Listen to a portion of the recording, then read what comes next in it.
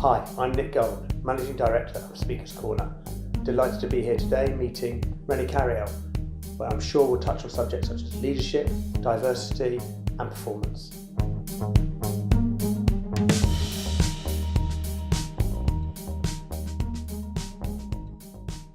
René, lovely to have you here today. Thanks so much for coming in. It's a pleasure, and it was really good fun, actually. Great stuff. So listen, you've always fascinated me, you've been around the industry for a very long time. And, yes. One other thing from me, I've been doing this now for 15 years, and you always seem to understand the fact that you were your brand, and you as a speaker, it wasn't necessarily about your CV, it was about you as yourself and what you could deliver on stage. How did you come to that kind of realisation or positioning for yourself? It's a really great question. It was probably the inspiration behind my latest book, Spike, as well. But from an early age, I was taught management. I spent 10 years at Marks & Spencer. Management. They were fantastic at management and not so good at leadership. I then spent 3 years on the board of Pepsi, and they were one of the best of the Americans, and Marks & Spencer at the time was one of the best of the British. They were brilliant at leadership, but not so good at management. Pepsi was a challenger brand. Yeah. It's waking up every day to face the might of Coca-Cola. They had to be distinctively different and authentically different. I didn't quite understand why they took the son of immigrants straight onto the board there. I was later to understand is what they called fit. I was hungry for recognition, desperate for an even playing field, needed to work in a meritocracy, prepared to work every hour. And Pepsi made me believe I was also a challenger brand, that I could do the things that perhaps others couldn't do. I was never going to be that mainstream stereotype, but I was going to be someone who's a little bit more distinctive, who had to run a little faster, wake up a little earlier, and have a voice. Did they do this? Were they blatant about this, or was it just something that just infiltrated into your subconscious? It hits subconscious? you as you walk through the door. The first thing is, if you drunk Coca-Cola on site, you're gone. And Coca-Cola was mainstream. Yeah. It was centralised. It was successful. It had a 100-year heritage. They had resources to die for. In 1961, Pepsi went bust. It was bought for $1. Two guys bought it and they built the culture ground up. So they looked for people like me. How hungry are you? How aspirational are you? How much do you want to win? And in many respects, it defined who I became. I didn't have the courage to define it before, if I'm honest with you. I actually thought, I need to be like everyone else. Pepsi taught me, be proud of who you are. You talked about the leader used to have to tell people, used to have to know everything. Yes. And now we're in an environment where the leader has to be someone who can encourage everyone to give the answers. I suppose my question is that actually a progression, or is it something that we just didn't understand what the leader used to have to do 10 years ago, and they got away with it because we aren't in the times that we're in today? It's a very insightful question, very insightful. I think that you've come right to the crux of it. The linear, sequential improvement, incremental improvement world that we've all grown up in, where it was certain. The biggest driver of today's forecast for a multinational was what we did last year. Here's what we did last year. Let's increase it by a few percentage points where we're really confident, where we know there's some traction. And it was a relatively straightforward activity. Now, with especially through disruptive innovation, last year has no relevance to this year. Amazon's just entered our marketplace. Where do they come from? They're delivering foods. All of a sudden, we've got competition. So therefore, what we're actually seeing is that your recent history on what you did is actually the biggest danger on what you're going to do going forward. So it needs a different sort of leader, not the expert leader, the flexible leader, the facilitative leader, who's not interested in rank, who's not interested in the hierarchy, who's more visible, who's going around inspiring people so the ideas come from many different places. It's not from the top. And if I exaggerate just a little, this is one of the reasons why we need more female leaders who aren't testosterone driven, who aren't that competitive, where rank and job title means nothing. The role of the leader has changed.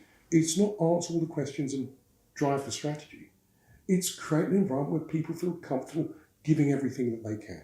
But for the bigger organisations, whereby people have had 30, 40-year career in the expectation of getting to the top and become a leader, are you writing off all their 30 years experience? No, or are you getting them to, how can you expect them to change? I think in a supportive environment with close proximity role models, and a culture of coaching, everybody changes. Everybody changes. And where do you think we are as society and as business in terms of the pathway of getting that more diverse? So forgive me for the football example, Gareth Southgate. Yeah. Right, it's incredible. He had no superstars. His ability to engage with the FA, us fans at large, his players, and when they got Russia might be a bit tasty, might be a bit racist, and we saw the hooligans say that we'll get you off that. His commentary, his narrative, that's the leader I'm talking about. Stand up and be counted, own everything for your people, but his style is not delegation, it's empowerment. It's the sum of the parts. How do you think he got to that place? Considering he's worked for the good, the bad and the ugly. Okay. He's had role models like galore. Yeah. And I think he's coming, even the waistcoat was brilliant. Because what he did, he didn't coach. He had a bunch of coaches. Yeah. He was the ultimate empowerer. He took ownership for everything that went wrong and praised his players for everything that went right. That's what I mean. So are you feeling positive about the business environment? Do you think the change or... I tell you, the biggest some things I want to see change. I think the days of the top team, everyone in there looks like the boss are gone. Diversity isn't a nice to have, it's a must have. Inclusion is what we're after. If diversity is being invited to the dance, inclusion is being asked to dance. That's the difference.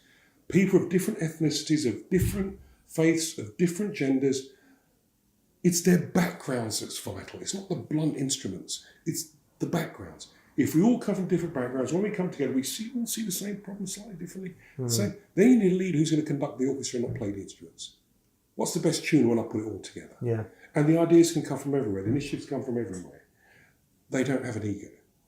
They're the listening post. They're the caring post. They give every day. They're the living embodiment of what the culture it needs to be. And everyone knows their first name. You talk to them in the lift. Yeah. They sit in the canteen that everyone sits in. There's no executive dining room. There's no parking spaces with their name on it. It's a very different world. And many organisations are ahead of the game. So going back to your speaking. Yes. And we talked a bit about how you formed your brand from your experiences in work as such. Yes.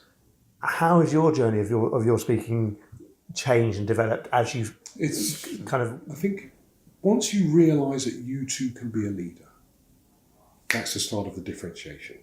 I found it quite late in life, but the mentor. The biggest differentiator is a mentor. And I found one by accident.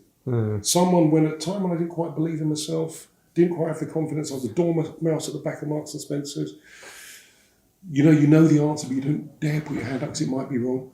All of a sudden, someone I met with once a month who behaved in a way that I would have loved to. He was so much more polished, so much more sophisticated. He had a language it was just amazing. I need to speak to him. And I just had the courage to say, can I meet with you an hour? He was on the board of Tesco in the 60s. He'd done everything. Yeah. He met with me once a month. Once a month, he'd just give me a damn good listening to. Over time, he got to know me really well, he cared for me. He was fantastic. Why do you think he agreed to do it? I think these guys are never asked. We think they're such... Why would they give me an hour of their time? When I asked him, he was flattered beyond belief. We went once a month and changed my life. Because I've been asked by a few people at Speakers Corner, they say, we'd like to have an external mentor. So here are the rules of engagement. Yep. Rule number 1, choose someone who behaves in the way that you want to. Copy. Rule number 2, aim as high as you can. Go chief executive or chairman. Rule number 3, if it starts to talk flattery, just turn on the flattery button. Tell them how wonderful they are. No one asks them, they'll say yes.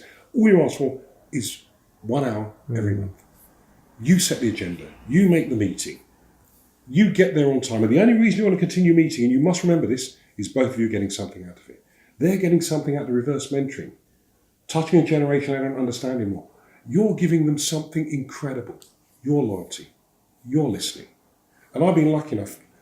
The 3-4 mentors that I've had, I was told when I was a lot younger, you need a black male executive who's done the journey you want to go on. Yeah. Well, fantastic advice. There were no senior black executives to me at the time. Donald, who was my most amazing mentor, was Jewish, was gay, lived his life different to me, loved different to me, had a different faith, but wow, did he care for me. And what I realised, difference is powerful. I learnt so much from him. He learnt so much from me. And I do think there's an extra thing you get there. It helps us build the better Britain that we all want. Is there a gig you'd love to do that you haven't done yet? Or a company you'd like to speak to? Do you know, give me that boardroom at Apple. Go on, why? Jobs has gone. Yeah. Tim's doing a good job. But what's happened to the innovation? Since the iPhone, we've seen nothing since the iPad. The watch is ordinary. I wonder if there's a fabulous advert from Apple that says 64 different nationalities, and they say we see things differently. They say we don't see things the same. The diversity drives the innovation. Really? Where's the innovation? I would like to go and run an innovation session at the top of the house.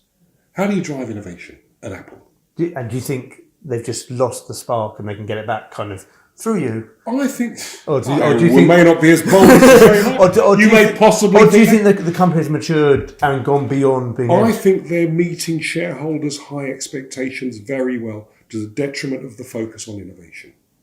So name it. What company out there have taken on the Apple mantle, I suppose? Google. Easy. Yeah. Google, Amazon. You only need to look at what's happened over the last 3 years. I mean, they're powerhouses. So it's a little harsh to say, I'm not saying Apple's not doing well. I'm saying they stood for innovation. Okay. Google now, to me, stand for innovation. Amazon stand for innovation.